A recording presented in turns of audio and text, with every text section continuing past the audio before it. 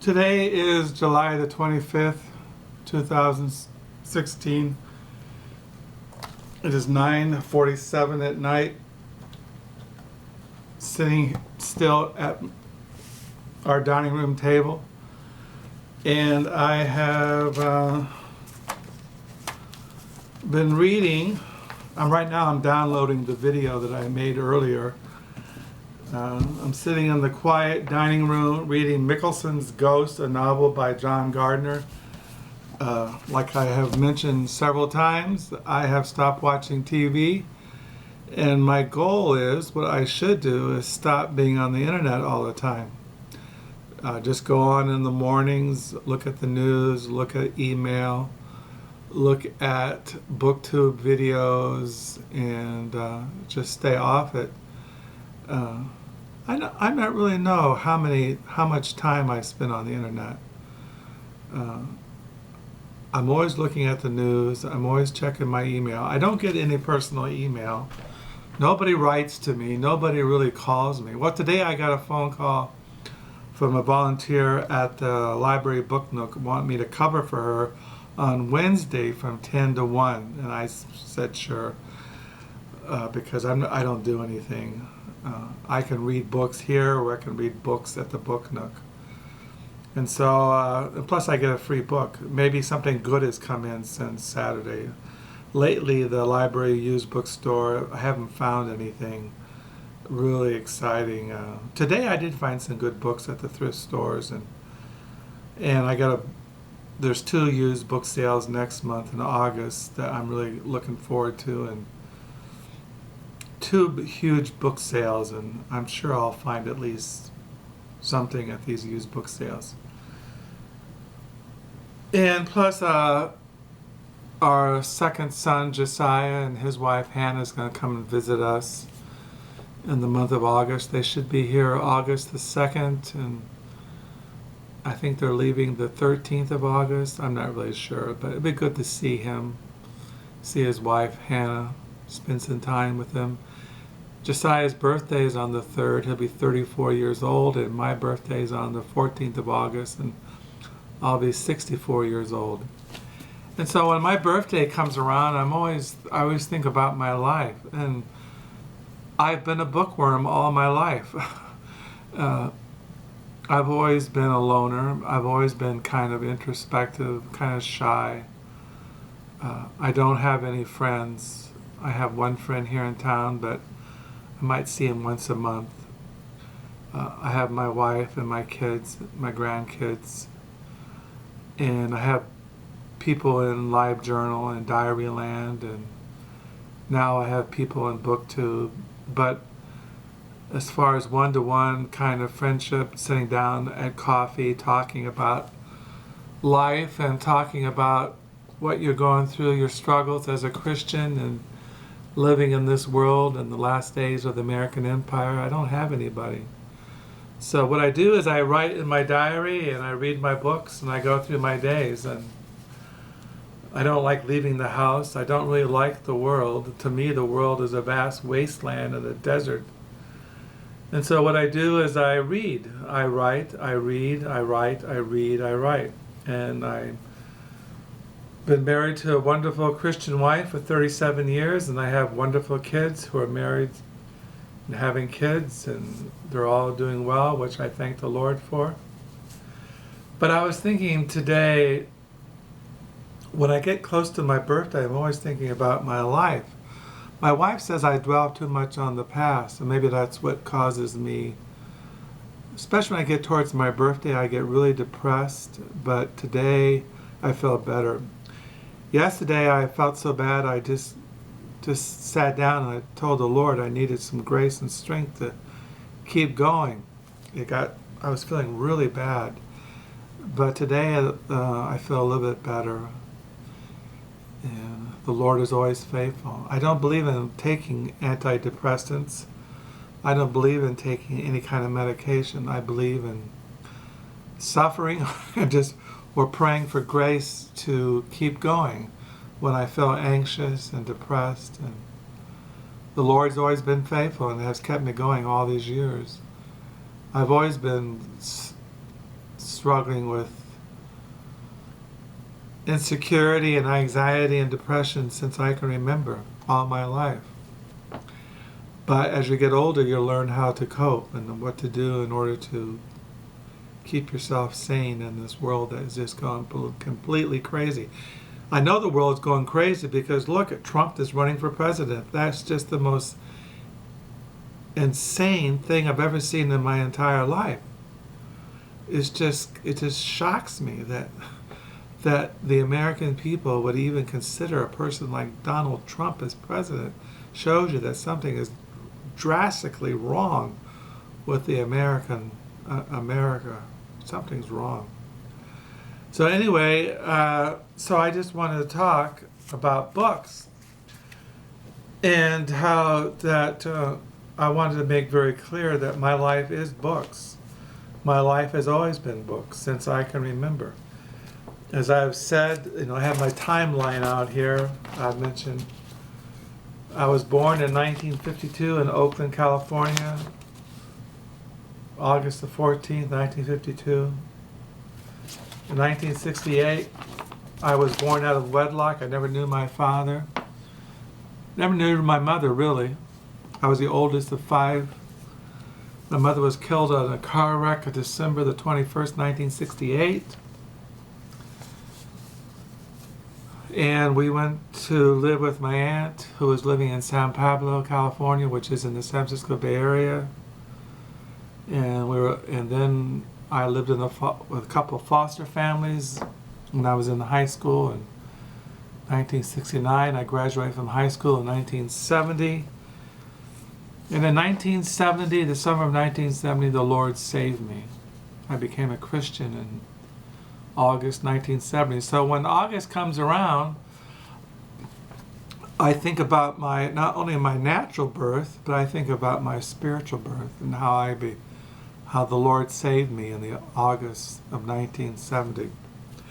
And as I mentioned that when I became a Christian, I basically read the Bible for 5 years, most of the early days of my Christian life. Now, when I was a new Christian, I backslid, I fell into sin, I did a bunch of dumb, stupid things. But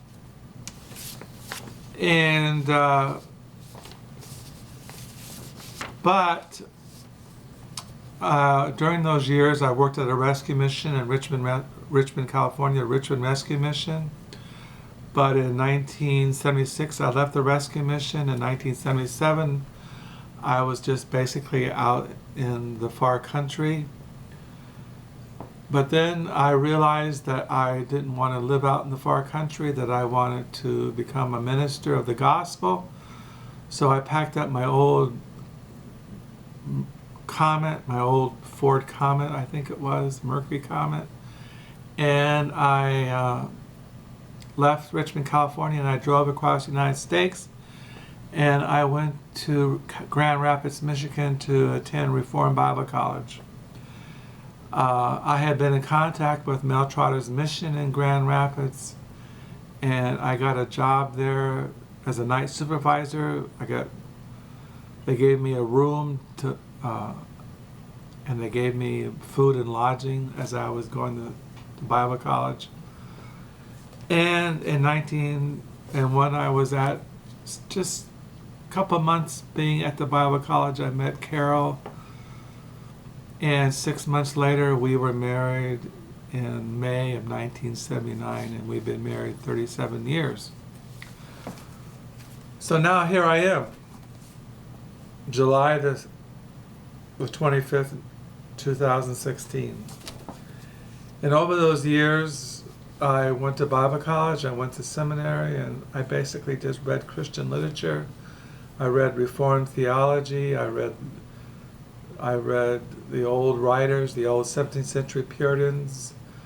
I read commentaries and biblical studies, Old Testament theology, New Testament theology, Pauline theology. I read just all kinds of stuff, but I didn't read much secular literature.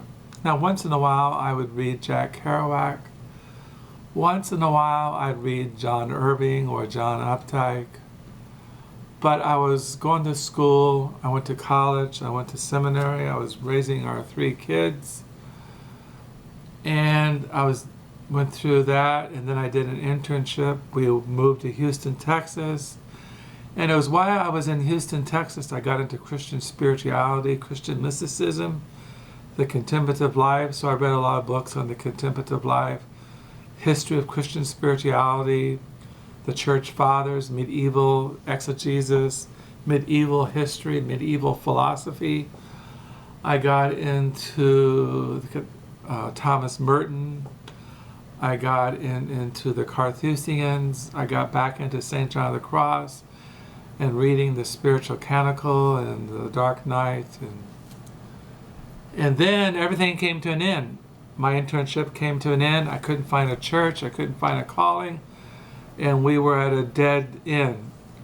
But my wife grew up here in Holland, Michigan. So we moved up here about 26 years ago. And we raised our kids. I got a job after 2 years working, hauling eggs off a truck. I did that for 15 years. And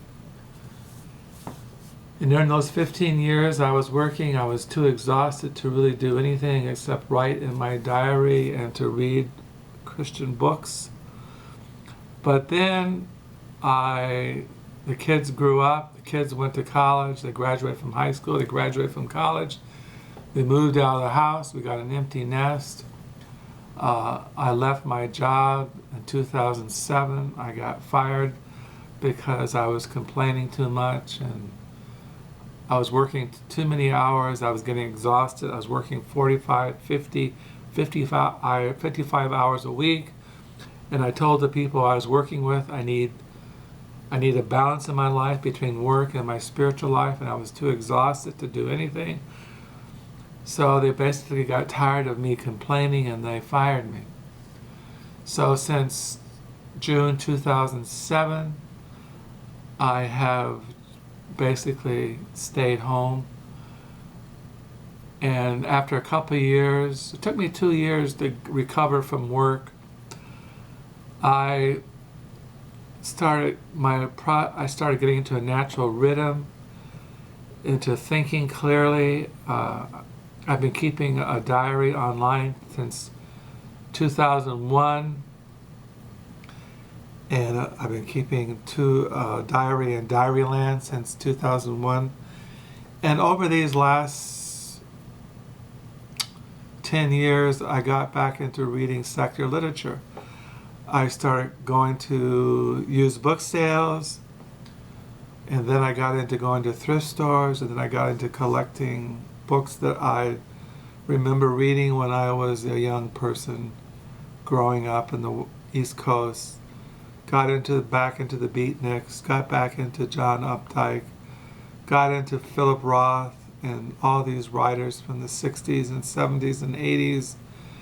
I got back into going to used bookstores, and then I got into going to thrift stores and used book sales. And I've always been interested in biographies and American history and 19th century biography, and always been interested in American transcendentalism and Emerson and Thoreau and Nathaniel Hawthorne, and always been interested in Virginia Woolf and the Bloomsbury Group, and always been interested in the 60s and Timothy Leary and the hippie movement and the peace movement, the anti-war movement, and always been interested in medieval history and church history and exegesis and Pauline theology. And so I just been reading since I left work.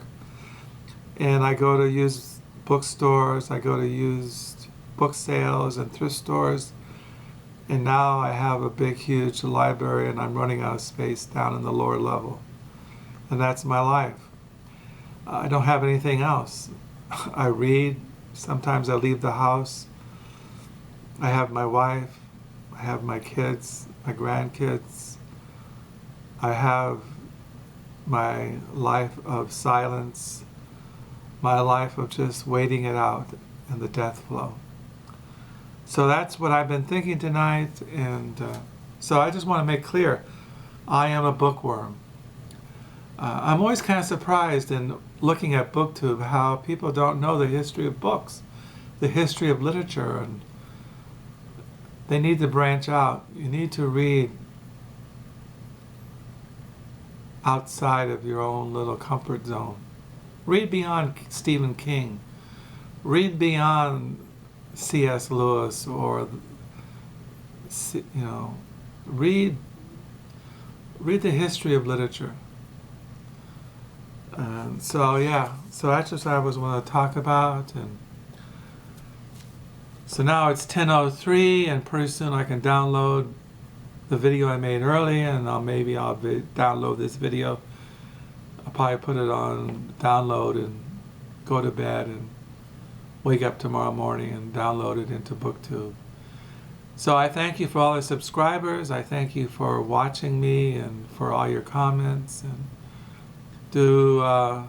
hoping you're having a good night and a good week. Bye.